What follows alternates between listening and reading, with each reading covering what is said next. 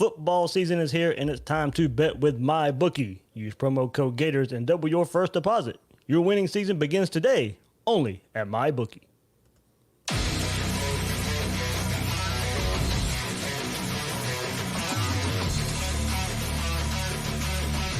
Gators Breakdown, because there's never a dull moment in Gator Nation.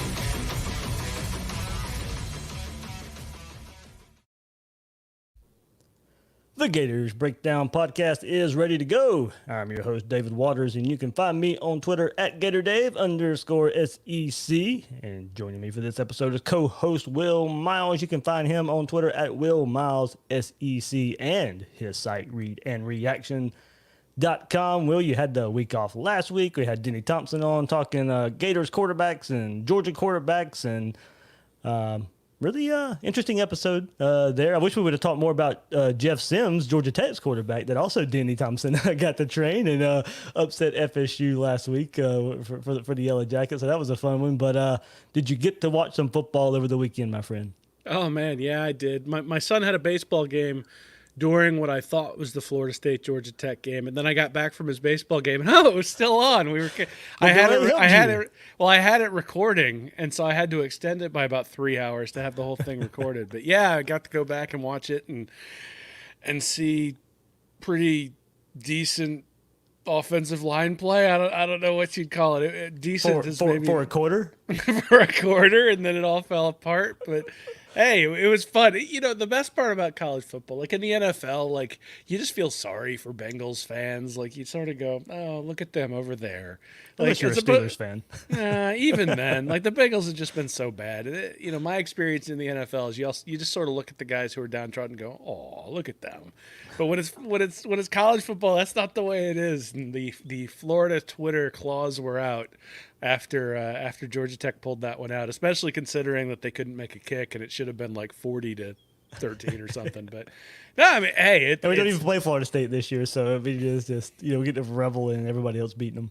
Oh yeah, well, and they got an interesting schedule coming up, right? Yeah. I mean, you got Miami coming up on the schedule in a couple of weeks, and then Clemson's coming up later on. I think they play Notre Dame too, so it could be a rough first year for Norvell. The only thing I would say is that if you think about Florida's first conference game under Mullen, you would have thought the program was going in the wrong direction after they lost to Kentucky as well. And because what did we say? Oh, it's the same old. Offense couldn't get going, defense couldn't tackle, and it turned around. And so, Norvell's going to have an opportunity to turn it around, but I'm not sure that his track record necessarily says it's going to be quickly. And, it may be that they pulled different set of circumstances this year. Well, absolutely, right? Yeah. But that's part of it, is everybody has to deal with the same thing. Florida State made their choices last year in terms of dismissing Taggart. They made their choice in terms of bringing in Norvell, and we'll see whether it pays off. I'm not ready to bury Florida State after one game, but it's pretty fun to give them some crap on Twitter, that's for sure. Plenty of other people will bury him for us. So we'll get into some quick news here before we dive into the meat of the episode of Justin Shorter getting his eligibility, getting cleared from the NCAA. And I threw out on Twitter yesterday to everybody to throw some questions at us. So we got a few questions we'll get to. We'll try to get to a lot of them. We got a lot planned for this episode where we're going to talk whole lot of wide receivers and Justin Shorter anyway there. So hopefully we'll get to more of them. But we'll kind of press conference for we got to talk to John Hevesy and Damian Pierce. We'll hit on that later on in another episode if we need to get back to it. Nothing earth shattering there, but Florida did release the COVID numbers today. So the Florida football team has had 6 more positive test results for COVID-19 since last released its testing numbers a week ago. The Gators now have 7 positive cases in the month of September. So, and kind of, not football, but lacrosse and baseball have been paused. So those sports there no longer not taking part right now. Well, this was always the worry, of course, when students return back to campus, and kind of expected probably in a way as well. One reason the SEC delayed the start of the season was probably for an issue like this. So now we don't know who has been affected here for the football team, but now we're probably looking at the possibility of some players not being able to suit up in game one next week. We'll see. Mullen said he'll probably share with us next Monday injury report and who's not going to play and all that kind of stuff. He's really keeping the roster and all that stuff very close to the vest right now. So, how will all the contact tracing play into this, and who will have to be held out just because of that, and not even testing positive? That'll be an interesting part of it to watch. The players will have to be quarantined until cleared by campus health officials. And Mullen has said that, there's been false positives but wouldn't dive into that aspect of it any more than just saying that there's been false positives. So we knew this would show up at some point. Hopefully it all passes without much impact and everyone affected is doing well. Yeah, absolutely. I mean, that's the first thing, right? Is you want to make sure that everybody's feeling okay, that everybody's doing well, and that they're taking the proper precautions and not rushing anybody back to the field. Not only because you don't want further injury or the myocarditis type of risk that's out there, but also because you don't want anybody getting infected who doesn't need to be infected, because you do need to keep people away once they've tested positive, or when they've been contact traced who have been in contact with somebody who has tested positive. So obviously that's the first thing. I think the second thing is that, we know we're going to have to deal with this sort of thing at some point in the year. These are young kids. Young kids are going to hang out with other young kids, and so you only need one person to do the wrong things to bring it in. And even in that case, it's entirely possible that somebody brings it in and they've been doing all the right things. It just so happens that they come into contact with somebody who has it. So it's not necessarily a blame thing. It's just, the reality is that in close environments, which is what college is, you're going to run a risk to get the virus. But, the other thing is that it's probably a good thing that it's happening before Ole Miss as opposed to in November, right before Georgia. And those are the other things that we need to take into consideration. Is I think every team is going to have to weather something like this throughout the year. We saw it in baseball where the Marlins had to weather it for a little bit, and then after that didn't really have any issues. Saw it with the Cardinals as well, had to weather it and then didn't have any issues. So I suspect that each team's going to have to weather one of these things. I doubt it'll be two, but, who knows. But I suspect every team's going to have to weather them. The only other thing would be you could do like LSU, infect everybody, and then have Orgeron come out saying your team has herd immunity. I'm not sure that's the CDC recommended way to deal with it, but, that is one of the things is a guy who gets it now isn't going to have it 2 months from now. That's sort of the reality is you should have immunity at least for the season once you've been infected. So hopefully they're doing a lot of cross training. They're making sure that everybody is ready to go in different spots. And, there's a reason why freshmen are going to be allowed to play without losing eligibility this year. This is one of them, right? Is you're going to have people step up. You're going to have to force them into situations where maybe they wouldn't have been forced in before. And, for all the people who talk about coaching and development over recruiting, it's one more step. Is it a matter of just having more talent, or is it a matter of getting the talent that you have ready to play? And I think in 2020, that's going to be a much bigger deal than it has been in years past. COVID, herd immunity, go Tigers. Hey, I tell you what. If I'm going to take medical advice, it's going to be from that guy. You got to know something about medicine to get a tan like that. So, in Baton Rouge, no less. So. Oh man! All right, yeah. So that's it. Hopefully, like we said, no major player there for Florida. No major position grouping or whatever will be hit too hard, and hopefully everybody is okay as we move forward and closer to kicking off versus Ole Miss next week. So before we get started, remember, you can find Gators Breakdown merchandise at ebay.com/str/Gators Breakdown. That's ebay.com/str/Gators Breakdown for all the new Gators Breakdown merchandise. And remember, you can find Gators Breakdown on news4jax.com/Gators Breakdown. There you'll find all the Gators Breakdown episodes as well as News4Jax coverage of the Gators. Plenty of coverage on C.J. Henderson and his big debut for the Jaguars here at News4Jax. So if I want to keep up with C.J. Henderson and Juwan Taylor, all the rest of the Gators and the Jaguars, you can head to news4jax.com. Please share, rate, and review Gators Breakdown. Subscribe on YouTube. And if you're watching, hit that like button right now. Or you find us on your favorite podcast platform. And follow Gators Breakdown on social media, on Twitter and Facebook at Gators Breakdown. So, well, of course, as we said, big news, Justin Shorter, wide receiver there, gets his clearance from the NCAA. We've been waiting, and about 2 weeks before the season starts, Shorter gets his clearance from the NCAA. So that'll lead us to our first question, and something we were going to talk about anyway. This comes from SEC Power at Scott Sweat 1010. He says, Mullen seems really high on Shorter.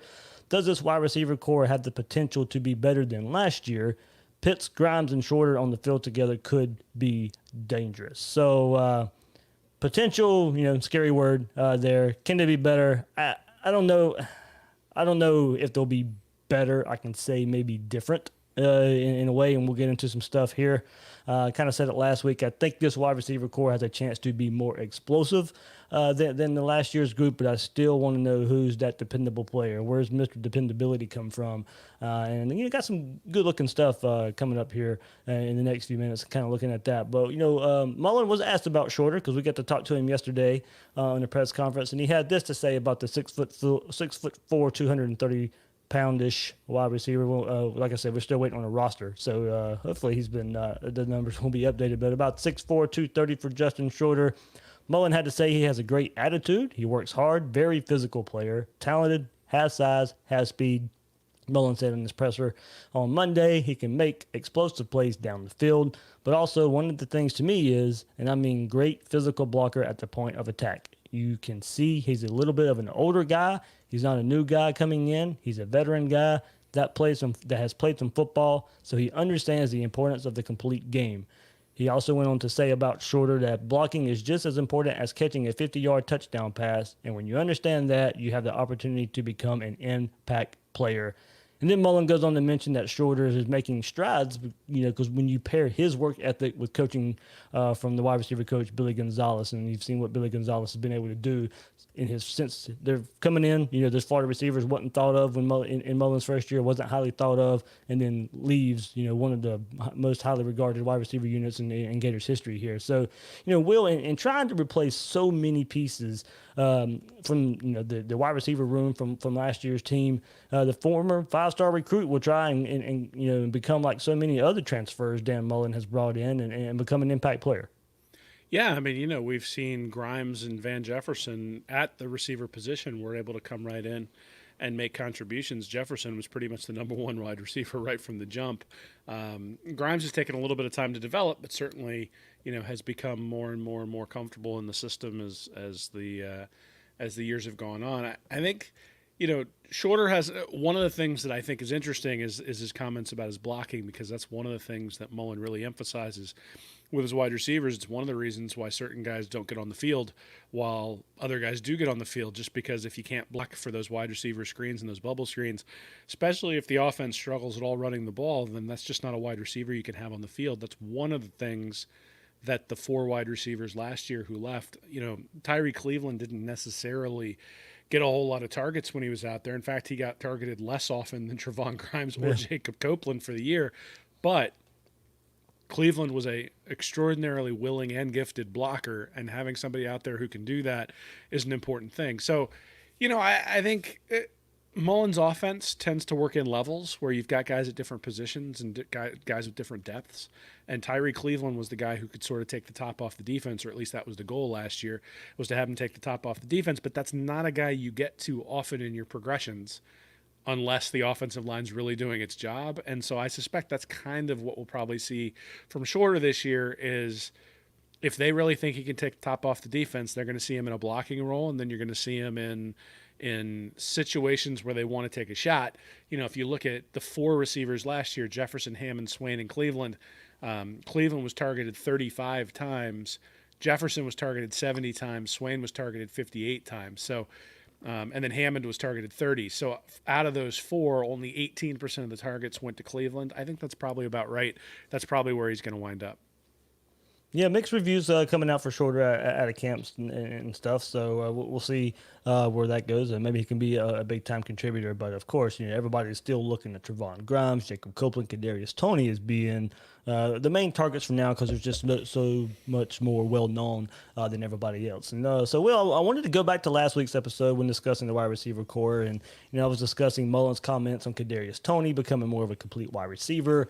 And I brought up the point, that this group could possibly be more explosive. But, I want to see the wide receiver that can be counted on in passing situations to go make a play and keep the chains moving. So looked up some wide receiver stats in the passing situation of 3rd down and 4 yards plus. That's pretty much a dead set passing situation for most teams out there in college football, and then how that play if it resulted in a first down. So, how much did the wide receivers that were lost from last season contribute in that regard? And of course, big thanks to SEC StatCat for providing these stats and all the parameters that we could set in there and get this going. So, Van Jefferson caught the ball the most in this situation, and no surprise there, really. And he was targeted 13 times with 11 catches for 106 yards. Of those 11 catches, 5 resulted in a first down for a 45% conversion rate there. Freddie Swain and LaMichael Pirine had the second most catches in this situation of third down and 4 yards plus. Swain with 9 catches on 12 targets, and 6 of the 9 catches went for a first down, so a pretty high percentage there. LaMichael Pirine also with 9 catches on 12 targets. His went for like 81 yards, only 2 of the 9 going for first down. That was a little bit of a surprise there. I thought it would be a little bit higher for Pirine coming out of the backfield or lining up as a receiver there. So now we finally get in on the current pass catchers here, Will. And Trevon Grimes was next with the most catches, 7 catches on 8 targets. 5 of those catches went for a first down. Kyle Pitts with 1 less catch on third down and 4 yards plus. And Pitts with 6 catches on 11 targets. Of his 6 catches in that scenario, 3 went for a first down. So Josh Hammond with 4 catches on 5 targets, 3 went for a first down. Jacob Copeland, 3 catches on 5 targets. All 3 of his catches were converted to first downs. Tyree Cleveland, 2 catches on 2 targets. His conversion rate there was pretty good there. So, Will, albeit with a small sample size than the rest, Jacob Copeland made the most of his limited chances in third down passing scenarios with converting all 3 catches into first downs.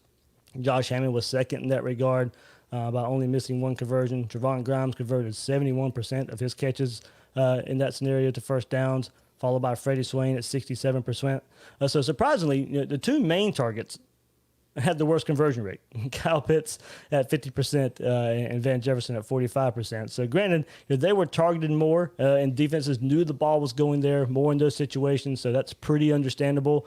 But what that also tells me is those 2 opened it up for the rest of the group. So now can Grimes and Copeland do that when they're the starters, when they're looked at of being the leaders out there? And also, interesting note: there's no Kadarius Toney on that list, and missed some games last season, limited playing time. So that plays a part. But also, it's a big question for him. Like I said last week, is can he be a valuable part in that third down 4 yard plus scenario and converting some first downs? If he's really going to be more of a complete wide receiver, scenarios like that is where he needs to make his mark. I did go back to 2018 to kind of see what he had there, and he had 2 catches on 6 targets in that scenario, and 2 went for first downs. So the 2 that he did catch went for first downs there. So pretty interesting, Will, that the 2 guys coming back are pretty high in that regard, and we'll see if they can, as the guys in this wide receiver core, can continue the conversion rate there.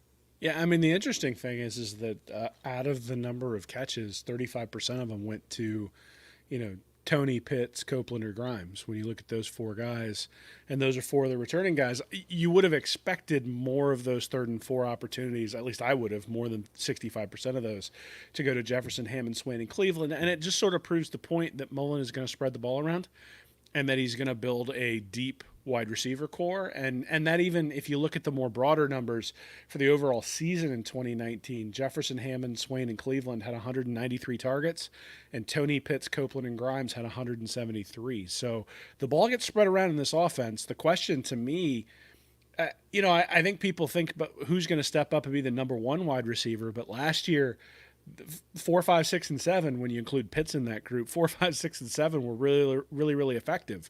And when you've got that kind of depth, the defense, even if it's playing in a dime defense, is going to have trouble. Is going to struggle to cover you. I'm wondering who 4, 5, 6, and 7 is going to be this year. That's maybe the depth at the position is not more important, but the depth at the position is going to be something that's an indicator of how good this offense can be. just because you want to be able to send a guy deep and then give him a blow on the sideline. And to be able to do that, you got to have somebody who can step in and make a difference. And, even when you think about Kyle Pitts, Lucas Kroll was there last year. Is Keon Zipper are going to be able to step up into that role sort of in that second tier of wide receivers or second tier of receivers? Those are sort of the things I'm thinking about when I look at this, because from an explosive play standpoint, those 173 targets, the Tony, Pitts, Copeland, and Grimes had 24 explosive plays. And Jefferson, Hammond, Swain, and Cleveland only had 27 on 193. So their explosive play percentage was basically identical, which, again, sort of indicates that you're not going to be losing a lot in terms of your ability to go downfield with the guys who are stepping in. The question is going to be the guys who step in for them on the back end. Mm-hmm. Are they going to be able to maintain the production, or is it just going to be those 4 guys? And if you get an injury, or if if you get a pandemic rolling through the position group, are you going to have people to step in? And I think that's maybe where the production is gonna wane a little bit if we don't have guys step up. Guys like Xavier Henderson and Jaquavian Frazier's and those sorts of guys step in and be able to pick up the slack on the backside. Yeah, so of course, quarterback plays into this a little bit as well, and going into that stat. So I kind of wanted to see what Kyle Trask, of course, this is a lot of receiver talk because of Justin Shorter, but, relies so much on the quarterback there. So Kyle Trask in this scenario of 3rd down and 4 yards plus, 39 of 56 for a 70% completion percentage. Really, really good there. 36% of the attempts went for first downs. Of the 39 completed passes in that scenario, 51% went for first down. Compare that to Joe Burrow. Not really far behind there. Burrow, 43 of 61, also 70% completion percentage like Trask. 41% of the attempts went for first downs. 58% completion percentage for Burrow compared to Trask's 51% there. So, Burrow, of course, putting up numbers there. But Kellen Mond, another quarterback that Kyle Trask is really compared to a good bit. 33 of 60, so 45% completion percentage, so less completions on more attempts than Trask. And his completion percentage was 25% less than Trask on 3rd down and 4 yards plus. 29% of attempts went for first downs, while 63% of his completions went for first downs. So if he actually completed the pass, there was a good chance it was going for a first down, but actually completing the pass in that scenario was difficult for Mond. So if he got it to the receiver, good chance they were converting that first down, but he had some issues getting there. So just behind Burrow overall for Trask, and much better than Mond on 3rd down passing situations, Will. You're on mute, Will. So I think the Burrow comparison is flawed because he only threw 61 attempts on that situation. Trask threw 56, but Burrow threw like 200 more passes. Yeah. Trask did through the year. So one of the reasons why he wasn't as successful, or was equally as successful on 3rd and 4 as at LSU, was not in 3rd and 4 an awful lot. Especially against Florida.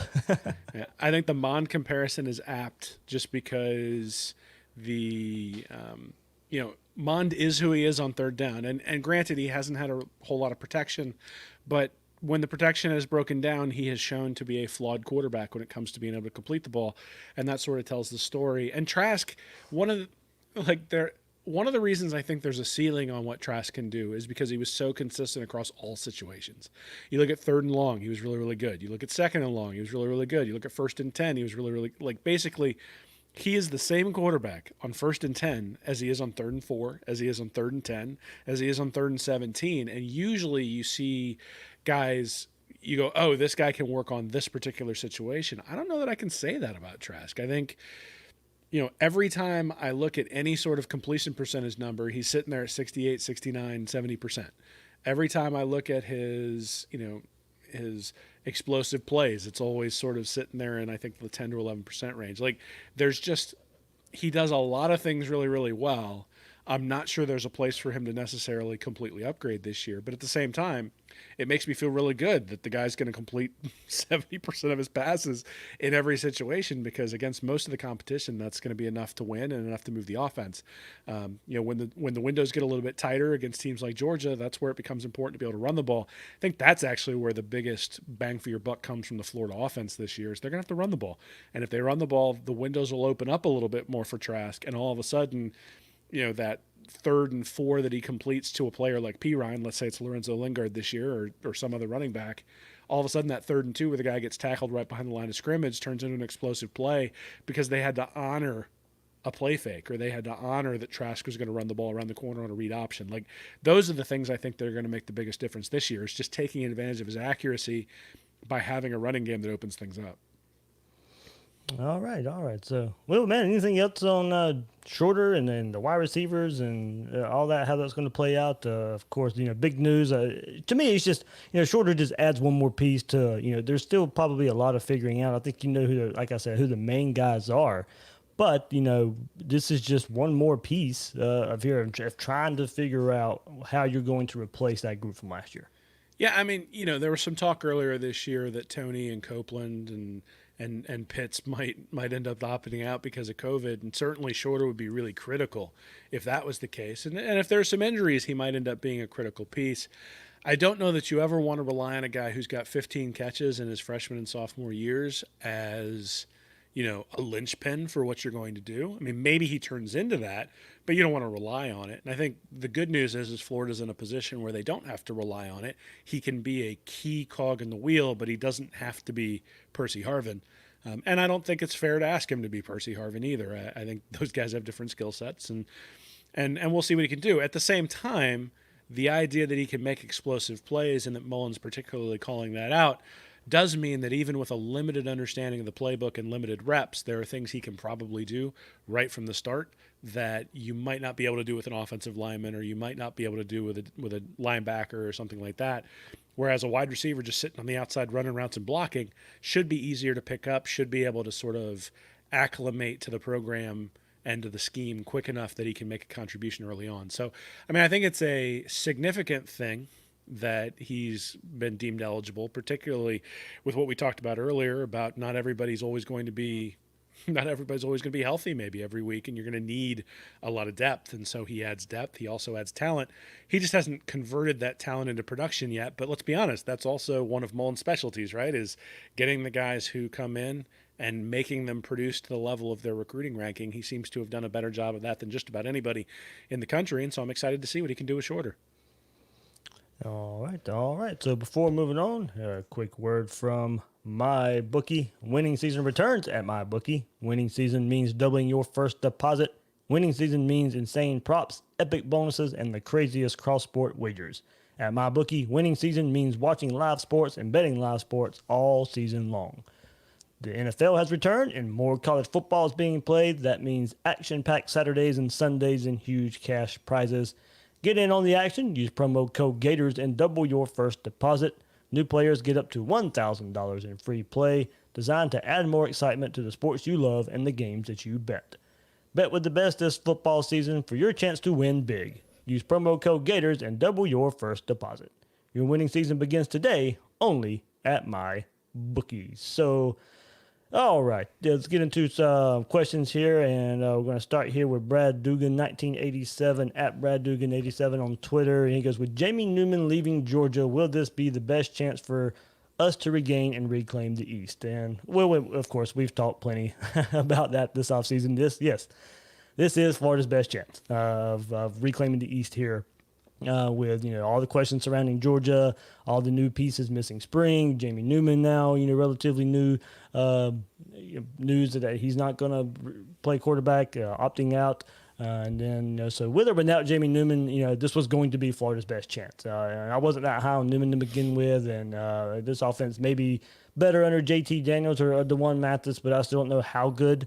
The Newman news doesn't really sway my thoughts on the season. I like Florida's chances anyway. But going to some, ESPN's had some pretty good articles the last week or so, and kind of previewing the season a bit, and some of the hot topics, and of course Florida Georgia is a big topic here, but also college football playoff talk, and so ESPN asked they asked coaches around the country which teams could make their college football debut during this quirky season. The odd circumstances, and this is what they had to say, the odd circumstances around the 2020 season, from the pandemic, determining player availability, to the absence of significant non-league games, could create opportunities for potential playoff newcomers. Some coaches aren't so sure, though. So one coach was quoted as to say, and it's going to be harder. I think we see the same old because they've got better players, they've got more depth. This does not seem like a Cinderella year. Another Power 5 coach noted that the schedule models, and we've talked about this, Will, the conference only, or the conference games +1 really increased the difficulty. And he says here, the way the SEC set it up, there's no way an underdog is going to beat 5 top 25 teams. And we've discussed difficulties of playing in the SEC, and I think we kind of agree with that point too. So, but some of these coaches that they were asked about, a college football playoff participant, and Florida was picked from these coaches as if they're looking at teams around the country that have not made the college football playoff yet. Of course, Florida's a hot pick. One coach did say Dan is really good the more he's been around a quarterback, and Trask understands that system. A Power 5 head coach said, I think Florida has a big-time shot to get there this year, although their third game at Texas A&M will tell us a lot about them. Kind of weird that a coach out there is just singling out that game about how much it's going to tell us about Florida. So he says Mullen also kept veteran defensive coordinator Todd Grantham, a finalist for the Mississippi State head coaching job this past offseason. Grantham turned down the Cincinnati Bengals defensive coordinator job 2 years ago. So the quote here, and we'll get into more of this even later, Will, he goes, the teams who have continuity from last year to this year in regards to their coaching staffs and not having to learn new schemes and things like that, those are the teams best equipped to handle this year. This year, a Power 5 offensive coordinator told ESPN. He says that's Alabama, Clemson, Oklahoma, all of the usual suspects. But he says, but Florida's in that group too. So it goes hand in hand with the next piece we'll discuss here with ESPN, Will. But no surprise with all the college football preview magazines that we've read over the past couple months. There's always a comparison of Florida and Georgia here, but even taking it a step further, there's still some talk of some talk of the Gators in the college football playoff race as well. Yeah, well, I mean, I think that's the wise thing to do if you think Florida's going to be the second best team in the SEC. I think most people think they're going to be somewhere between second and fourth. I think most people have Alabama first, and then it's sort of a Georgia, LSU, and Florida battle. I think most people think Florida's probably better than LSU. I think Georgia's probably better than LSU, so now you've got Georgia and Florida fighting it out for that top spot. From a college football playoff standpoint, here's the reality, right? Ohio State and Penn State and Michigan probably aren't going to have a seat at the table. It doesn't look like. Maybe they find some way to slink back in, but as of right now, they're not going to have a seat at the table. Notre Dame probably doesn't have a seat at the table, or at least will have to share one with Clemson, which means you're not getting Clemson and Notre Dame as an independent into the playoff.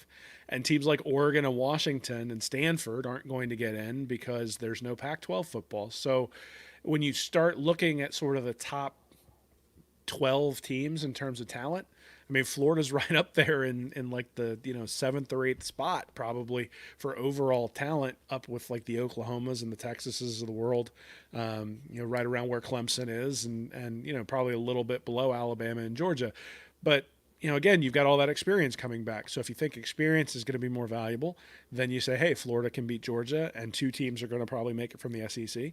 If you think that the talent is more valuable, then maybe you say Georgia's going to beat Florida, and you've got Alabama and Georgia in the championship. So I think that's kind of where that comes from, is there's just more open spots this year, right? That there's almost no scenario that I can see where two SEC teams don't make it unless they just cannibalize each other in the 10-game schedule in conference.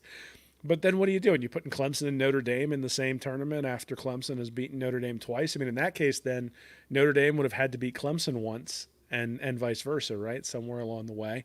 After what we saw in the Big 12, I can't imagine you get two teams from there in. So yeah, I think the only possible way that you don't get two SEC teams in is if Georgia beats Florida, represents the East, lost to Alabama in the regular season, and loses to Alabama again in the SEC championship game.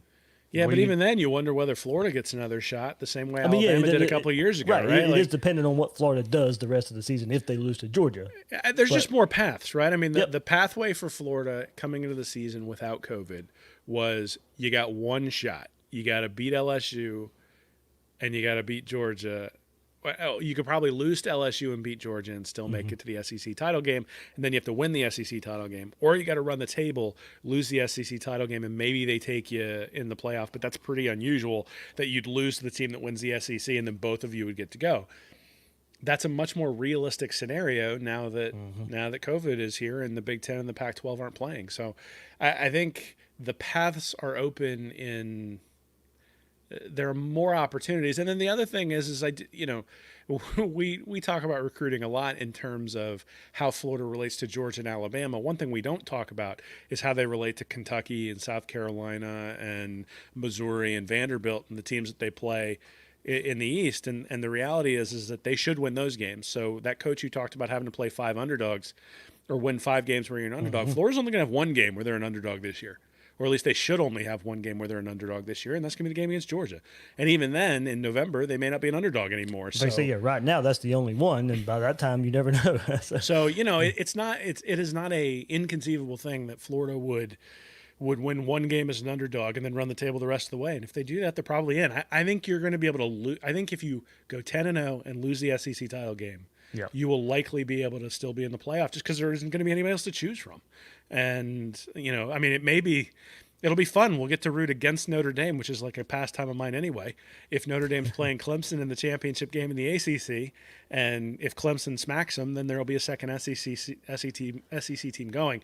It does sort of devalue the SEC championship a little bit just because, Alabama beats Florida or Florida beats Alabama and they both go to the playoff. But I think there are more slots at least available to SEC teams and they'll probably fill them. As far as the idea of whether Jamie Newman leaving really opens up the window, no. Because we've never seen the guy play at Georgia, right? I mean, it's not like Jake Fromm decided to opt out this year and after his 17 and 18 seasons where you expected him to come in 19 and play really, really well. This is a guy who really was kind of showed glimpses at Wake Forest, but wasn't really that great, and especially from a statistical perspective. And then you were going to plug him into an offense where he hadn't really had any opportunity to study, and it was a whole new offense for Georgia.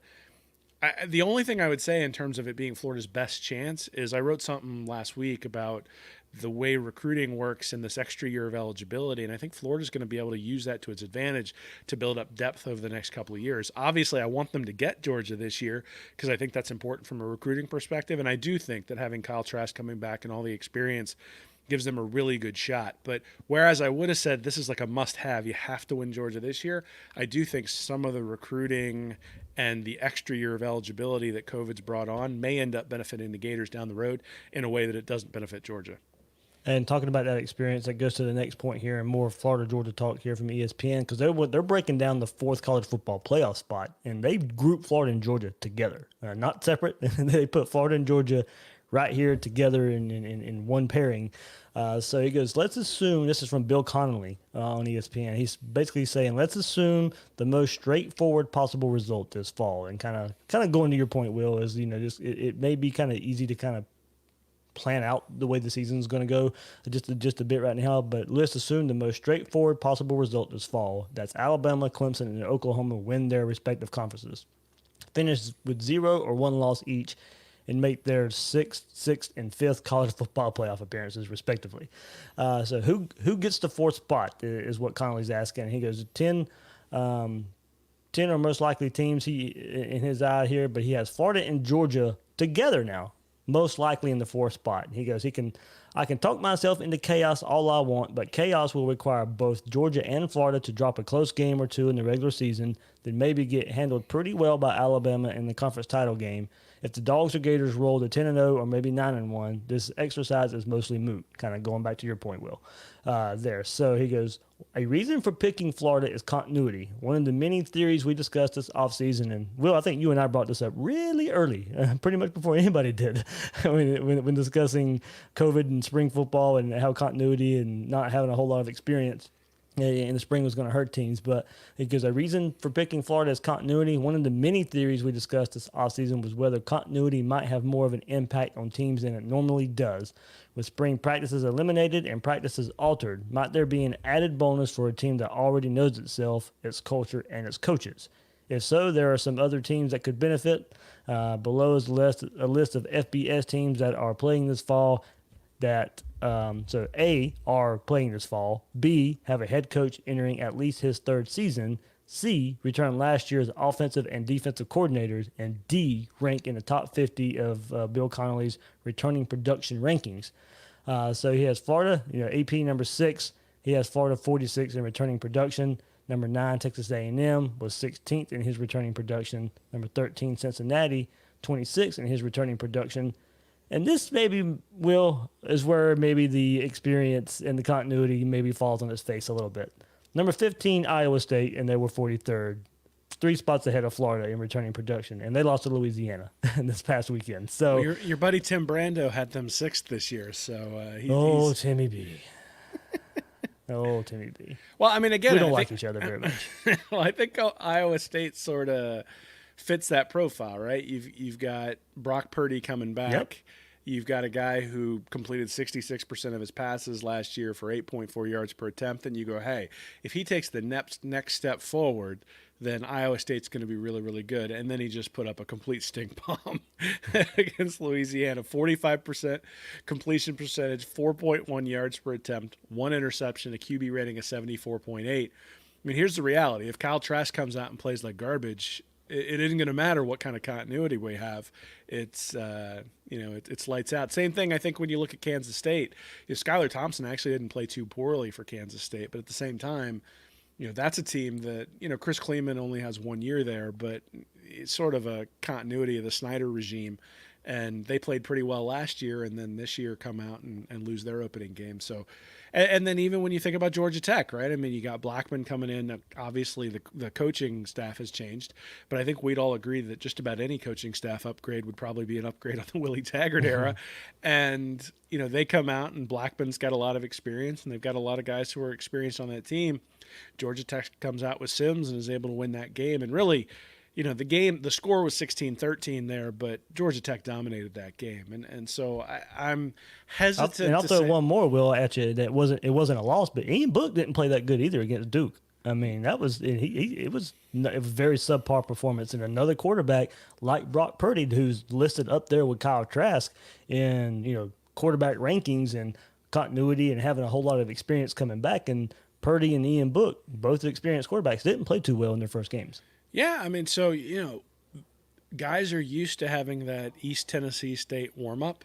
They're used to having a whole offseason where they're working with their coaches. They're used to seeing the speed of the game all offseason. That's not necessarily something they've gotten. And, hey, here's the reality is that everybody's going to respond to the pandemic and the limitations that it's put on them differently. I suspect that Mullen and his staff are going to have a really good comprehensive plan for the players. I expect Trask to play at the same level because, let's be honest, if anybody's used to not playing and then having to step in, it should be Kyle Trask. Good point. But I do think it's relevant to look at the teams that have had a lot of continuity and go, maybe continuity isn't as important as we think it is. Maybe what's important is the guy's actual ability. And, the reality is, though, if I'd have looked at Purdy, I would have said, yeah, Iowa State's going to win this game handily. And then he goes out and plays like garbage. So those sorts of things happen. I think you can't necessarily predict them. I would suspect that the experience is going to mean a lot for Florida, but it's not a guarantee. You can't just go out and kick off and say, oh, I'm playing Louisiana, I'm going to win. And certainly Florida doesn't have any of those, right? I mean, Ole Miss is going through a lot of transition, but I expect them to be better under Lane Kiffin. And if they're better and Florida doesn't show up, they're going to get beat. And that's maybe the challenge when it comes to getting to the playoff, is that, you're probably not getting to the playoff 7-3. You might win the East 7-3, but you're not going to get to the playoff 7-3. So, if you go out and play an SEC opponent and you just strap it up and think I'm going to be able to win because I'm a more talented team, that's not the way this conference works. And, Georgia saw that last year against South Carolina. They clearly sort of sleptwalked through that game, and South Carolina got them at the end. A couple of years ago, I think Florida kind of thought that against Kentucky, and Kentucky got them. So, and definitely against Missouri. And Missouri got them. And so you can't go out there and take any opponent lightly. That's one of the reasons why the 4 non-conference games are a big deal.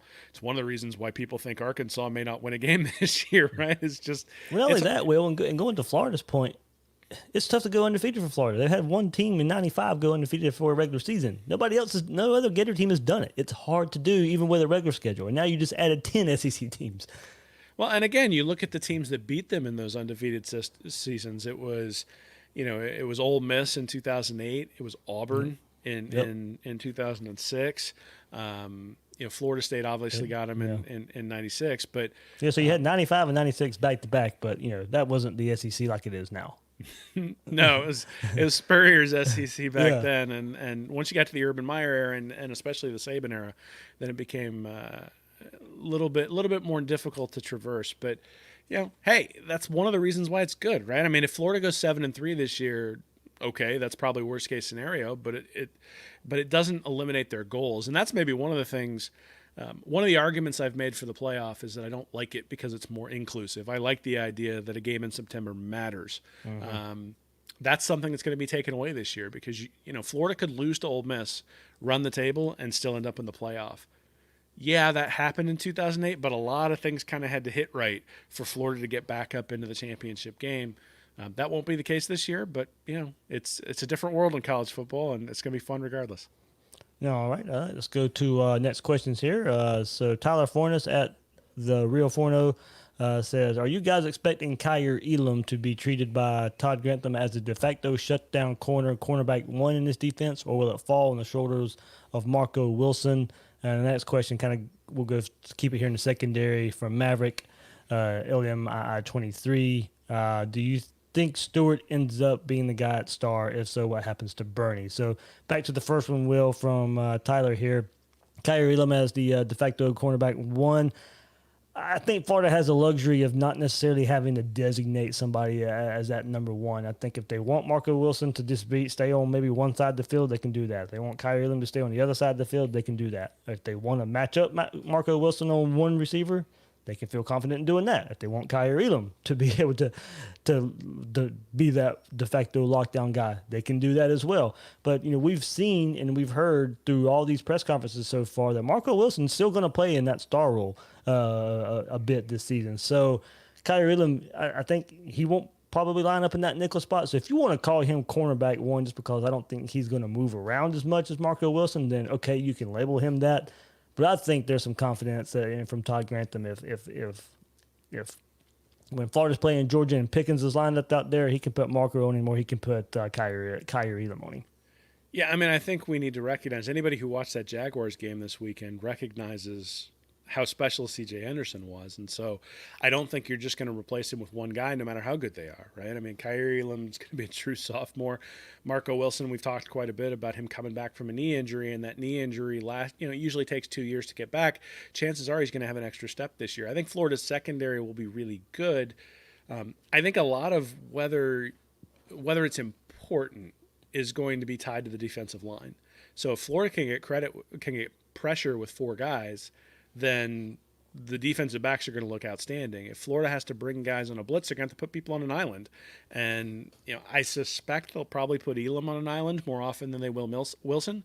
But I also suspect they'll probably have Wilson on the better receiver. I think that's probably how it'll shake out. Like you said, I think they'll move him into the star, but I think they'll do that selectively. So if the opposing offense brings a receiver into the slot that they like the matchup of Marco Wilson versus that receiver, then you probably see Wilson slide into the star to be able to take the guy in the slot. If they keep the guy on the outside, then Wilson's going to play on the outside a lot. I think Wilson is going to be the guy that they're going to say he's going to be our corner who takes the best receiver. But part of that is making sure the second receiver can't get off the ground, and that's going to be Elam's job. You probably you shade the safety over towards the best receiver, give Wilson a little bit of help, and then you leave Elam out on an island if you can do that. So it's really a question of, can he prove that he's not going to give up the big play if he doesn't have safety help over the top? And then, what kind of strides has Wilson taken during the offseason? All things that we've heard have been very, very positive. But again, this is sort of an offseason unlike any other. And so, we always make fun of the offseason lies all offseason long. And now there just really hasn't been an opportunity for off-season lies until fall camp. So I'm not listening to anybody. I think they're all throwing up smoke screens. You probably got half your defensive backs who are out of shape or something. Not Florida, but there are teams that have half of their position groups that are out of shape and like, oh, we're doing great. We're gonna be just fine. And This is the time of year where everything is good. Yeah, everything's fine. And again, I think Florida has options, and that's the big thing. The question about Stewart at star, I don't think so. I think they need help at safety. Yeah. I think Bernie is going to. They have talked a lot about having guys who can be versatile. So And it's cross training for COVID to me. We've heard Bernie or we've heard Stewart at star, and I really think just because of what we talked about at the beginning of this episode, COVID, and you just don't know where it's going to hit. Cross training is really, really important right now. yeah, well, and it's funny the versatility that they have professed has always been to me sort of a cover for we didn't actually recruit a 3-down guy, so we got to have people sort of flip in and out depending upon whether we need coverage or whether we need somebody to stop the run. But in this case, the versatility really helps, right? Having a guy who's not necessarily a true corner but has cover skills, like all the stuff that Trey Dean has learned while he's played corner and safety, or I'm sorry, corner and star, is going to really help him if they need him at safety. All the stuff that Amari Burney has learned while playing star is really going to help him if he's got to play linebacker. And so those sorts of things, the fact that they've been preparing for that really for 3 years now, I think probably has an opportunity to pay off this year, particularly on the defensive side. Well, a different style of 3-down player. They could be 3-down players, just maybe in different positions. All right, if you're buying it, that's fine, Dave. But I gotta be honest. If you give me Ray Lewis, I'll take Ray Lewis. Oh yeah. As opposed to having to have a coverage linebacker and a run stopping linebacker. But hey, I mean, the reality is Florida's got a lot of really good players, and they've got guys who've proven they can be 3-down players. I think, like you said, I think no one is going to be a staple at any position, just because you're gonna have to get guys reps even early in the year. And you're going to see a lot of rotating around, because if something happens and you don't have somebody, you're going to need to have somebody else who can step in. And that's going to even include the freshmen, right? I think one of the things that's going to be interesting is, can Florida get an early lead in the game against Ole Miss, where all of a sudden they can bring in those guys and get them some experience, the true freshmen in particular, get them some experience. To extend that, this next question was from Lucas Mann, a Gator fan 1220. Which freshman are you most excited to see? And he says for him, it's Gervon Dexter and Xavier Henderson. So continue your thought with that in mind. Well, I mean, I think everybody wants to see Dexter, right? Yeah. I mean, the 5-star guy who put up something like 150 tackles or something last year in high school is certainly somebody that people want to see. I think the guys that I'm interested in seeing are the guys in the defensive backfield. So there you go. Trevez Johnson is one I'm picking up there. We talked about Star a little bit there, and early returns are good, of course, but my thing is he won't have to be forced in the action. So I think that's one reason I'm excited to see him, is because I think they can kind of pick their spots of where they want to put him in there at. Well, I think somebody like Derek Wingo, right? I mean, you've got David Reese leaving, and so you're going to need somebody who can step in a linebacker. Wingo obviously characterized as an outside linebacker, but really from everything that we've seen, or everything we've heard at least and seen in high school, is a really explosive player who may be one of those 3-down guys that you can put in there and will make a difference right off the bat. Jahari Rogers at cornerback, right? Highly rated guy. We're talking about Elam, we're talking about Wilson, but if you want to slide Wilson in to that star, who's going to be the other corner? Is it going to be somebody like Jahari Rogers, or is it going to be guys like some Chester Kimbrough, yep. or guys like that from the previous year? Same thing with Ethan Pouncey, right? Is Pouncey going to be able to step in? So, and even I'll tell you, the guy I'm most excited to see is I'm wondering whether they're going to have some packages for Anthony Richardson. Yep, there you go. I was going to bring that up.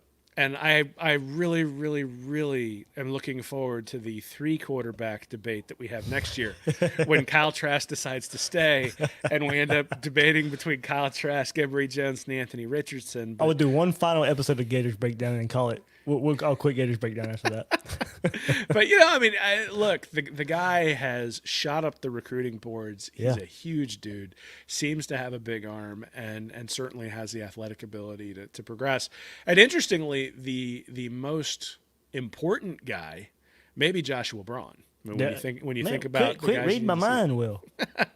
I mean, you've got all these guys. You're like, oh yeah, it's a linebacker. Oh yeah, it's a wide receiver. Oh yeah, it's a cornerback. It's like, oh wait, our worst position last year by far was offensive line. And the question is, if you got a guy who can step in, is somebody like Braun going to be able to step in immediately and make a difference?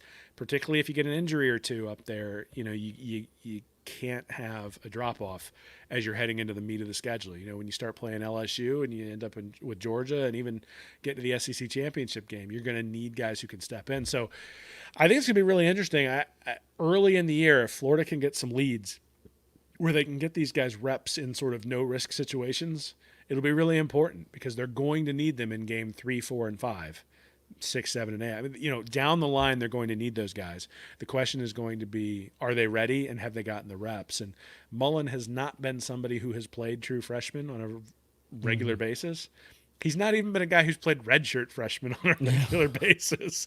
And so one of the questions is going to be, does he integrate the young guys? Is it a trust issue or is it just a roster management issue? And if it's a roster management issue, those issues have gone away this year. So I'm looking forward to seeing who we see out of the last 2 recruiting classes. Well, for Braun, in a way, for me, it's kind of like how Ethan White did. Came about the last half of the season, you started seeing him inserted more and all that, and it was. Part of it was, I don't necessarily think it was necessity. I think he kind of earned his way throughout practice, throughout the whole season, and kind of just, hey, look, he's shown up. He's earned a spot to go out there and play. Now, yeah, of course, he had a player leave later on in the season, but he was a true freshman. He could have been, behind a number of players. He earned his way to get there and play. And I think kind of for Braun, and maybe the same way, I think we see him inserted along the way where he's not necessarily forced in, but maybe a way he's just earned his way in as the season progresses there. So one reason there, and Xavier Henderson, of course, as well. I mean, the picture he posted of him and CJ, they were standing right beside each other, and he towers over CJ. And with Justin Shorter just getting eligible too, I'm just like, man, Florida has got some big receivers, some tall receivers, big-bodied receivers there. So maybe Xavier Henderson using that big, tall body, getting downfield with some explosive plays, and just taking the top off of defenses there. So next question from Floggator at Floggator5. He says, how much improvement has Slayton truly made? I'll go there we really don't know because we just haven't seen anything this fall camp. I've asked around a bit for some players, and pretty much if he wants to be good, he can be really good. It's all about kind of him at this point and putting on himself to take that next step there. And he goes, obviously much deeper with edge rushers this year. How would this year's first 2 edge rush guys compared to 18 and 19 though? Expect better pass rush all around, or not as effective but more consistent due to depth. That's interesting one there, Will. He says first 2 edge rusher guys compared to this year's first 2 edge rushers. I'm assuming Cox and Moon. Their early return on Cox, of course, or beginning of fall camp he was kind of living up to that 5-star billing after transferring from Georgia. Look, I am not worried about pass rushers under Todd Grantham. I'm worried about pass rushers under Todd Grantham when they play Georgia and when they play LSU and they play the better offenses. We've discussed that plenty of times. He's going to have guys that get to the quarterback. He's going to have guys that can create havoc. He's going to have guys that get in the backfield, get to the quarterback time and time again. Can he have the guys that get into the backfield time and time again when it truly matters? So that's my big thing. Brenton Cox, Jeremiah Moon, Mahmoud Diabate, whoever it is, Chatfield, I'll name many names. You talked about depth. You asked about depth there. Yes, it does go deep there. But who are the guys that's going to show up in crunch time in the big games? Well, I mean, that's been the question ever since Mullen got here. They've had guys who can get pressure. Even against Burrow against LSU in 2018, They were able to get pressure.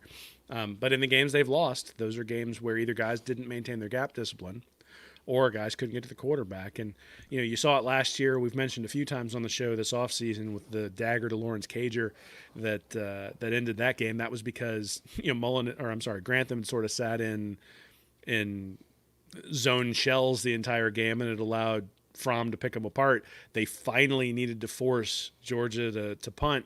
He comes with a blitz, and Fromm destroys him because they blow coverage. So and can't get pressure even with the blitz.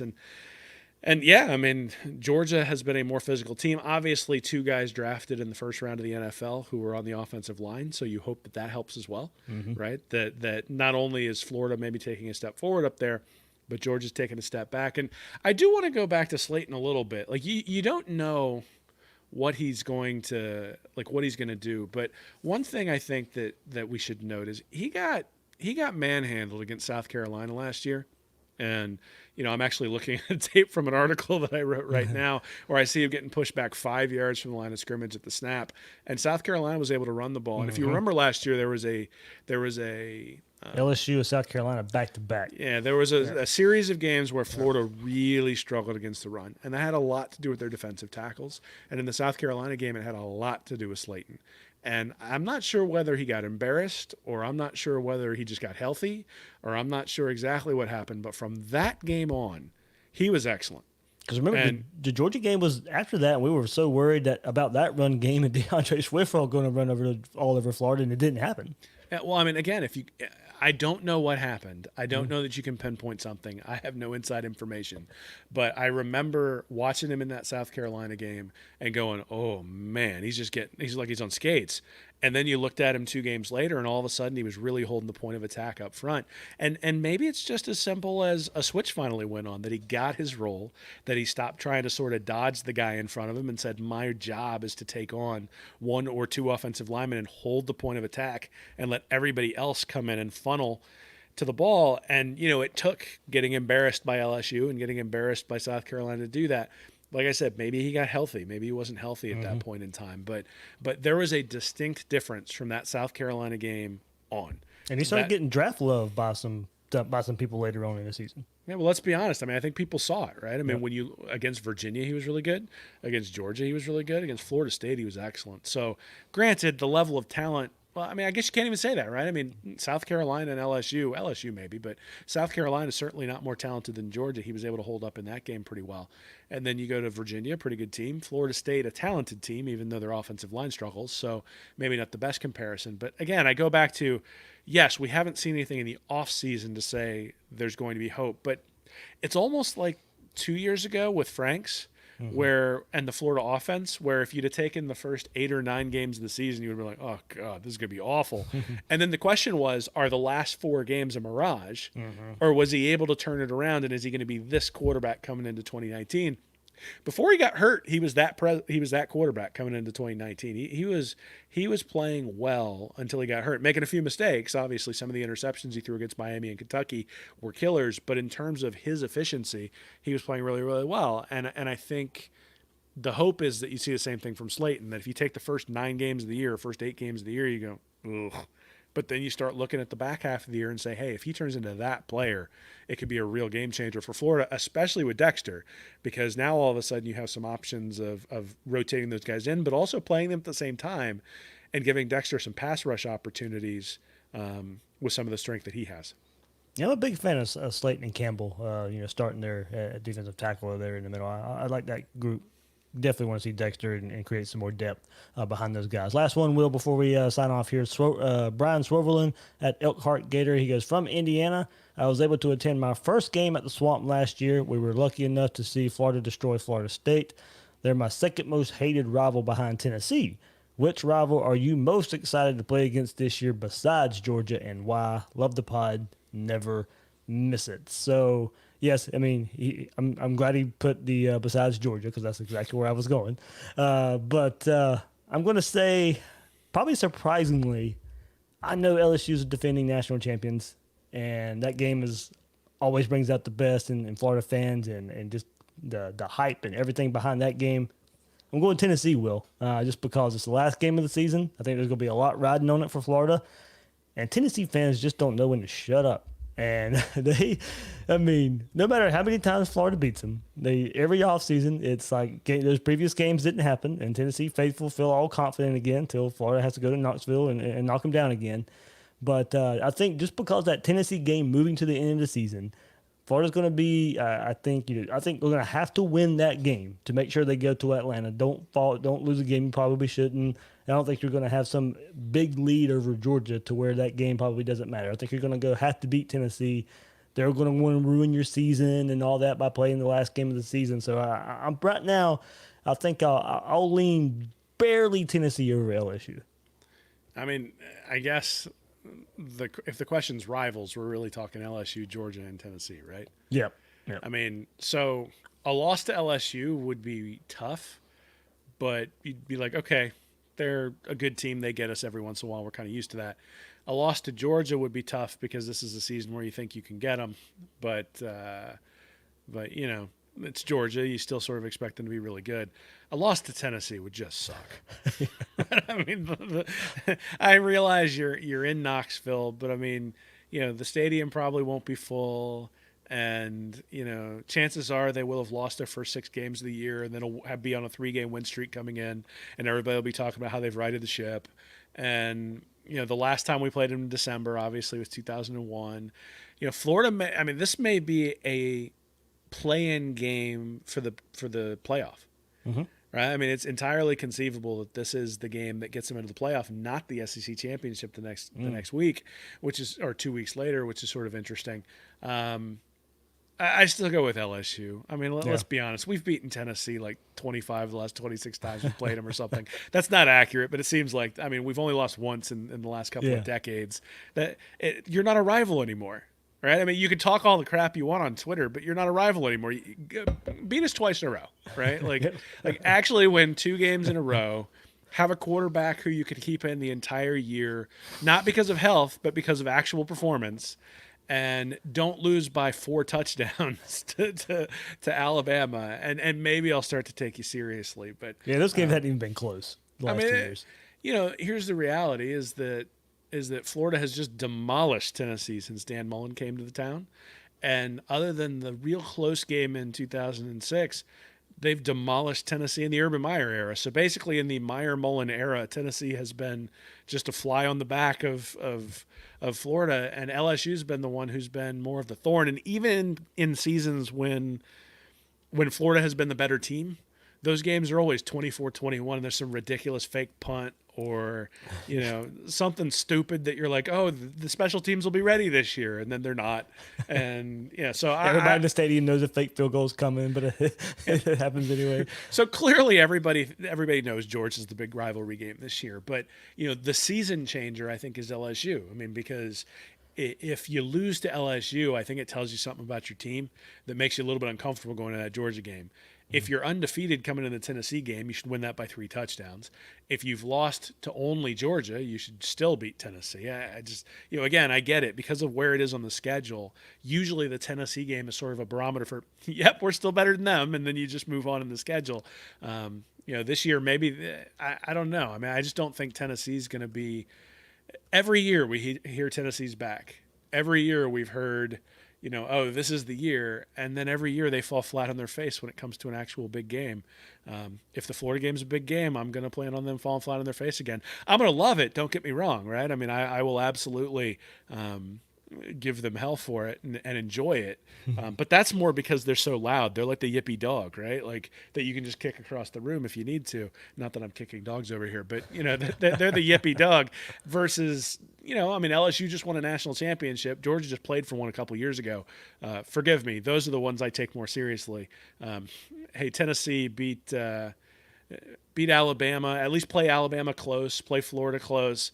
You know, there are no FCS opponents this year, though, so they should be all right there. Yeah, they don't have to worry about Georgia State this year in that fiasco. I just hope they bring back the trash can on the sideline. I enjoyed that immensely under Butch Jones. They should bring that back. Maybe we can start it. Maybe we can buy maybe for Tennessee we can buy a cutout of the trash can and put it in their stadium. Yeah, I don't know. I went there for a game a couple of years ago. It was a lot of fun. I had a good time with my brother. Yeah, I remember you saying that. I had a good time with my brother. I got an awful lot of glee out of the fact that the porta potties all over campus were Tennessee orange and creamsicle. So, you know, it's like, yeah, that's appropriate. It's actually a really pretty campus. You know, not as pretty as Gainesville, but still a pretty campus. It was a fun place to go see a game. Got a little bit of crap from the Tennessee fans, but Florida was up, you know, 14-0 in the first 3 minutes. So everybody sort of shut up, left us alone, and then there weren't any Tennessee fans at the end, so it was great. Well, man, what you got coming up in Reading Reaction? Yeah, man, season's about to start, so we're gonna have some preview stuff coming up in the next couple of weeks where we actually look at some of the things. One of the things I'm working on right now is I'm not sure whether it'll be a video or an article, but working on some offensive line stuff where, you know, I've got some of the all-22, and you can see some of the areas where maybe, I know there was a lot of complaining about the tackles and a fair amount of complaining about the guards. But the question is, where does it start? I think one of the things we see last year is that there was an awful lot of time where plays got blown up just because of the defensive tackles against Buchanan up front as center. So take a look at that. And then, start getting into the previews, right? I mean, the season, how it sets out makes a difference. What do we want to see from Ole Miss? What do we want to see against South Carolina? What do we want to see against Texas A&M? What can we expect? Those sorts of things. So that'll be coming up the next couple of weeks. And, hey, we're not too far away, man. What is it, 11 days? Yeah. And, it's funny we didn't do like our normal opponent previews this year. It was kind of hard to do it. You didn't really know what was going on with these teams and who was opting out and who was actually going to be on the roster. So I just found it best to kind of maybe for at least one preseason right before the season started to kind of lay low with the opponent previews, just because there's just so many questions out there and it changes. By the time you would listen to it, maybe something else would have changed and it'd kind of be old news. Well, and that's next week, right? I mean, Ole Miss is next week's opponent preview. So, I mean, one of the things, it was a little bit hard this past weekend where you had Florida State out there playing, and it was fun to see them. But usually Florida State's losing at noon, and then we can tune in to see the SEC play at 3:30 and 7 o'clock. It was weird to see Florida State kind of in prime time because of the Lightning, but see Florida State in prime time and there not be any SEC games going on. But I will say that I do have a problem because I did watch the entire Kansas game. Just because you stayed up late. I have enjoyed college football being back. Oh yeah, and I wanted to see whether the Mad Hatter had the comeback in him, and he didn't. So Coastal Carolina. I gotta be honest, man. Like when it comes to the playoff, 2 years in a row, I'm gonna be mad if Kansas plays Oklahoma close, and then they're like, "Oh, Oklahoma's in the playoff over an SEC team." It's like, well, wait a minute. Yeah. Like Big 12 they had an easier schedule than Clemson. Like, what's going on here? Yeah. Man, yeah. Watch Clemson too. That wasn't going to be a game from the get go. We knew that. So. Yeah. Well, I mean, it's the almost competitive conference, man. Like they are helping prop up Clemson one game at a time. Not many good games this week either. Miami, Louisville headline the action this weekend. And I mean, I'm telling you, it's really barren this weekend for competitive games. So not much to look at, but Miami and Louisville prime time Saturday night before the SEC kicks off next week, and we get all happy. Yeah, man. You know what? Here's the reality: is that every year we got a couple of cupcakes that we have to suffer through. All the SEC did this year was eliminate the cupcakes and start 2 weeks later. So the real season starts on the 26th because we all know that the SEC is going to win the title and two of them are going to be in the playoff. So I'm looking forward to it. It's a lot like, it feels like there's been an NBA game and now that the NFL's up and running. I mean, the Nuggets played the Clippers the other day, and I didn't even have any idea the game was going on because there was other football going on all day and all that sort of stuff. And so, we're kind of getting saturated with sports right now, and it's only going to continue. But Saturdays are for college football, and once the SEC's back and rolling, there's going to be a game I want to watch all day long. I'm sure my kids will be a little bit antsy about it, but I'm looking forward to it. So Gator panel, of course, got announced, so we'll do that later this week. With some Gator Media members, so that'll be out Thursday morning. So everybody look out for that. Will and I will be back next week. As Will said, we will preview Florida versus Ole Miss, first game of the 2020 season. Hopefully for a college football playoff run for the Gators, and we'll do our over/unders that we always do, but we'll have to kind of think about doing it different this year with the 10-game schedule and how to adjust the numbers for only 10 games. Over under number of COVID games missed. Over under number of different quarterbacks. That'll be fun. Over under number of true freshmen who actually play. It's a weird year, man. It's been weird at work. It's been weird at home. It's weird with your friends. Hopefully, we've been a little bit of light in the weirdness that everybody's sort of had this consistently coming into their iPhone or on YouTube and been able to watch. And hopefully, we've been able to provide some of that. But hey, football's coming back, man, and it'll be weird. It'll be odd, but it's college football, man. Can't complain. Yep, and a season we're all excited for. So that's Will Miles. You can find him on Twitter at WillMilesSEC and his site readandreaction.com. I'm the host of Gators Breakdown, David Waters. You can find me on Twitter at GatorDave_SEC. Guys and girls out there, thanks for listening to this episode of Gators Breakdown.